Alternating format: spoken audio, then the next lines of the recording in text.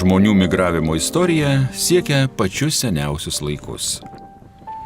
Dėl Sirijos pilietinio karo Europa išgyvena didžiausią migracijos krizę nuo Antrojo pasaulinio karo laikų. Milijonai Sirijos gyventojų žuvo arba paliko namus. Dėl karo, konfliktų, persekiojimų, gimtąją šalį paliekantys žmonės vadinami pabėgėliais.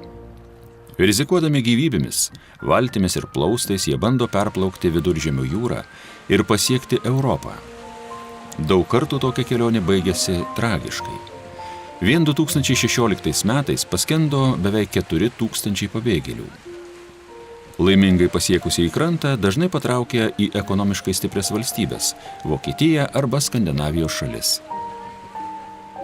Lietuva jau per 20 metų yra prisiėmusi tarptautinius įsipareigojimus teikti pagalbą pabėgėliams. Ji nagrinėja prieglobsčio prašymus ir suteikia prieglobstį tiems, kam jo reikia. Prieglobsčio suteikimas Lietuvos Respublikoje – tai pabėgėlių statusas arba papildoma apsauga.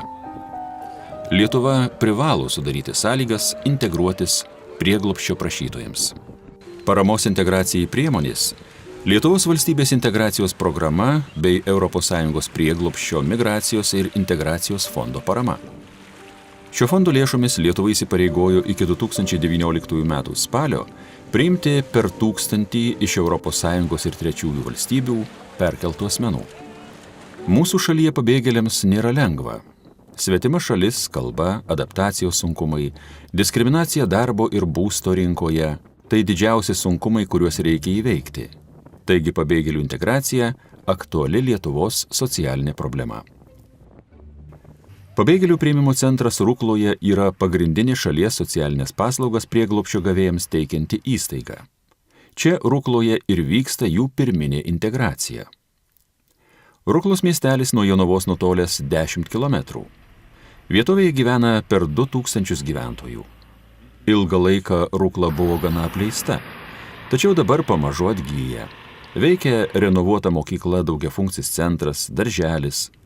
Lietuvos ir viso regiono saugumą garantuoja Rukloje dislokuoti Lietuvos kariuomenės daliniai, NATO priešakinių pajėgų bataliono kovinė grupė. Ruklos pabėgėlių priėmimo centras buvo įkurtas 1998 metais.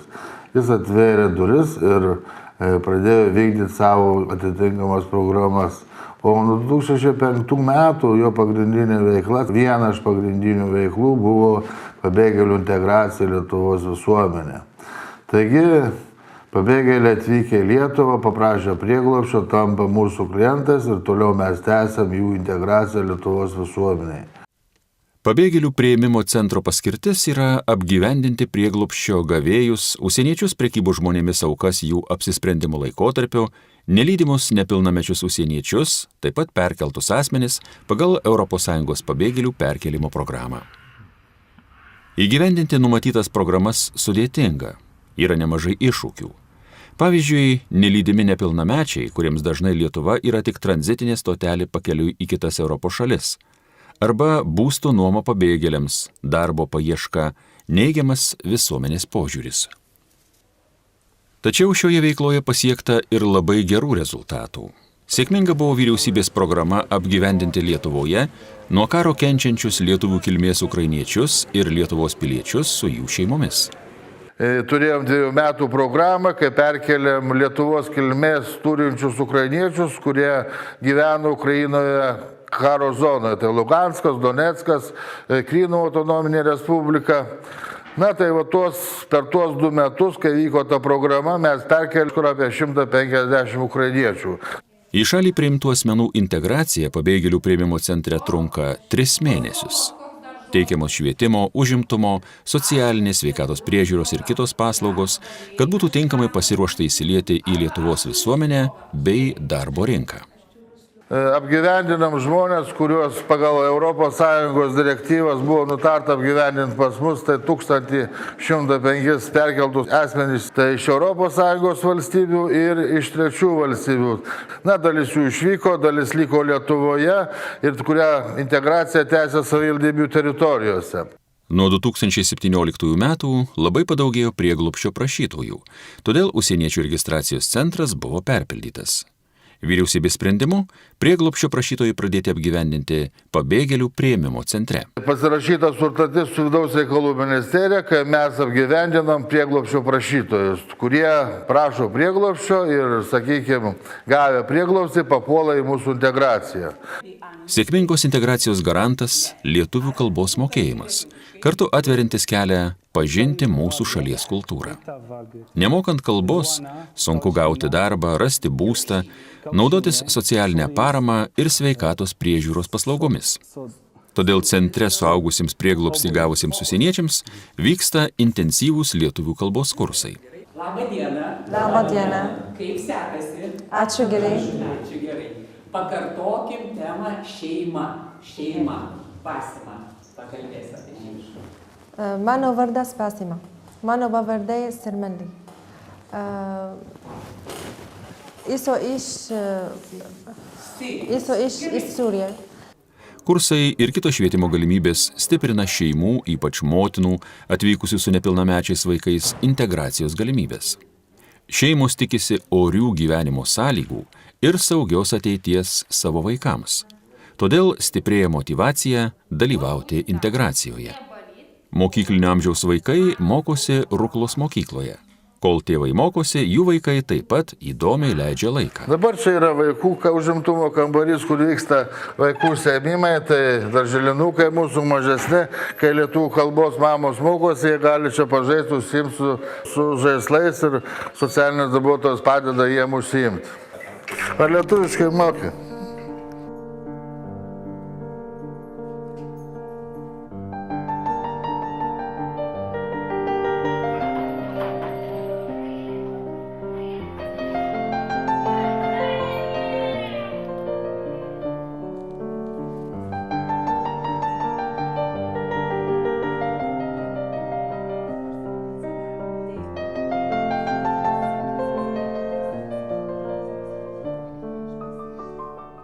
Bibliotekoje gali susipažinti su Lietuva, dabartinė Lietuva, su Lietuvos istorija, pamatyti, kada Lietuva įsikūrė nuo 12 amžiaus, kai buvo Lietuvos didžioji kunigaikštystė.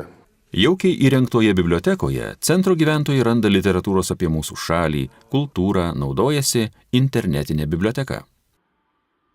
Jaunuoliai ir vaikai ypač motyvuoti perprasti šiuolaikinės technologijas. Jie mėgsta leisti laiką kompiuterinio raštingumo kabinete. Didžioji dalis prieglobsčio prašytojų turi itin skaudžių patirčių, kurios sukelia daug psichologinių problemų – sielvartą, liūdesį, nerimą, depresiją. Centre gaunama visapusiška psichologinė ir moralinė parama. Stengiamasi, kad pabėgėliai kuo greičiau įveiktų potrauminį streso sutrikimą. Moderniame relaksacijos kabinete dažnai vyksta užsiėmimai, individualios ir grupinės psichologo konsultacijos. Centre teikiama ir būtinoji medicininė pagalba. Svarbi ne tik psichinė, bet ir fizinė sveikata. Vyrai ir jaunuoliai jėgas atgauna sportuodami, puikiai įrengtoje treniruoklių salėje. Įsitraukimas į darbo rinką padeda prieglobsčio gavėjams išgyventi, skatina pasitikėjimą mūsų šalimi. Lietuvoje jie turi tokias pačias teisės dirbti kaip ir šalies piliečiai. Pabėgėlių priėmimo centras glaudžiai bendradarbiauja su užimtumo tarnybos Jonavos skyriumi ir kartu ieško galimų darbdavių. Visuomenės neigiamos nuostatos ir baimės mažina pabėgėlių galimybę įsitraukti į darbo rinką. Todėl džiugina Jonavoje veikiančios didelės įmonės Baldai Jums generalinio direktoriaus Alfonso Meškausko tolerancija pabėgėliams. Išskirtinius medinius baldus gaminančioje įmonėje dirbantiems sirų pabėgėliams puikiai sekasi. Tai pabėgėlių priėmimo centro direktoriaus ir įmonės vadovo sėkmingo bendradarbiavimo vaisius. Prabėgau beveik metai, kaipgi mūsų pabėgėliams iš Europos sekasi pas jūs dirbti. Jūs vienas iš pirmųjų buvot, rizikavot. tai tikrai po metų aš galiu pasakyti, kad tie žmonės, kurie atėjo, jie pilnai integravosi. Jie turi nusisamdę būtus, jie įsigyja transporto priemonės, jie susilaukė vaikų ir pas juos tas gyvenimas tapo normalus. Mūsų žmonės taip pat juos priėmė kaip savus, jie kartu per traukėlėse išeina kavos atsigerti, išeina cigaretės surūkyti. Ir aš labai džiaugiuosi, kad per tą laiką nekilo jokio konflikto, nebuvo jokių nesusipratimo ir aš siūlyčiau ir kitiem darbdaviam pabandyti tiesiog priimti vieną kitą žmogų, taip vadinamą pabėgėlį, padėti jiem integruotis ir galbūt jeigu būtų daug vienam kolektyve, gal ir nebūtų gerai, bet vieną kitą, aš manau, tikrai galima priimti ir laikas parodys, ar tuo žmogų, kurį priimėm, galima pasitikėti. Nes, supraskim, kad tikrai ne visi yra auksiniai, bet gal mums pasisekė, pas mus tie papuolė tikrai atsakingi ir sąžiningi, bet tiesiog reikia kalbėti su jais, reikia juos suprasti, ir bandyti rasti tos sąlyčio taškus, kad galų galiai integruotus. Ir jeigu mes net jausim tų, kurie bėga nuo karo, nuo mirties, tai man atrodo, kad kitos tautos lygiai taip pat pasielgtų ir su mumis. Mes turim būti vieningi, atsakingi, suprasti kitų bėdas ir galų gale, tas problemas, kurios iškylo, tas nelaimės kartu pergyventi.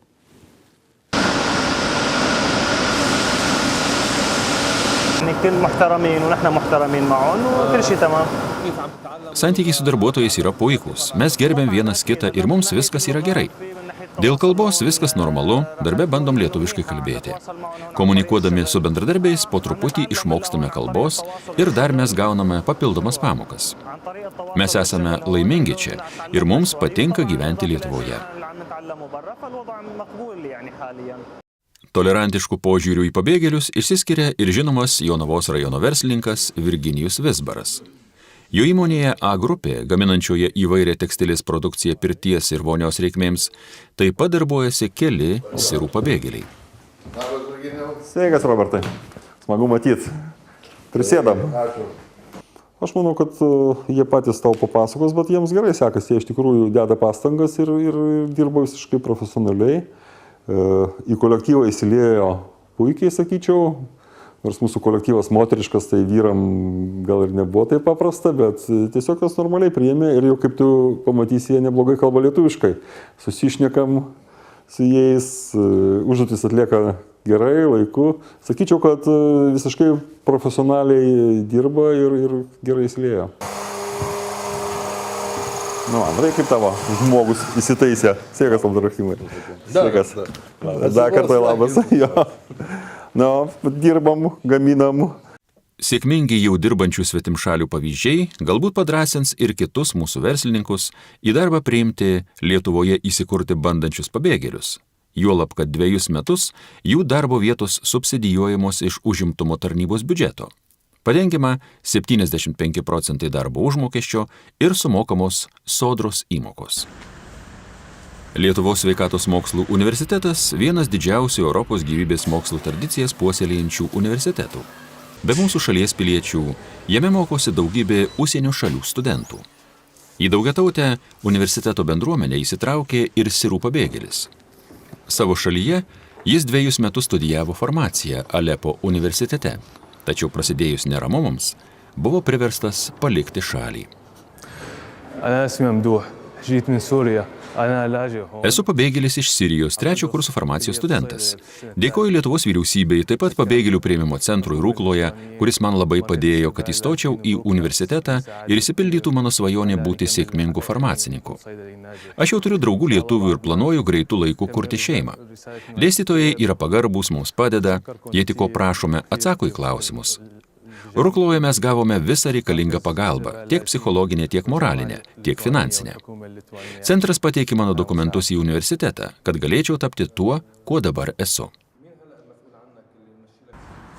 Kauno senamiestyje įsikūrusio viešbučio Daugirdas kirpykloje sėkmingai darbuojasi ir kitas jaunas, gabus siras. Jis motyvuotai ir atkakliai siekia tapti mūsų visuomenės nariu, džiaugiasi institucijų ir darbdavio suteikta visokeriopą pagalbą.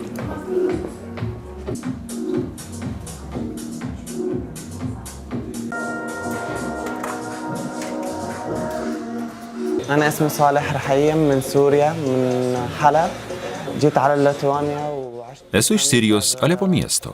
Atvykau į Lietuvą ir pabėgėlių priėmimo centre gyvenu 5 mėnesius. Centras padėjo man įstoti į profesinę mokyklą Kaune, baigti kirpimo kursus.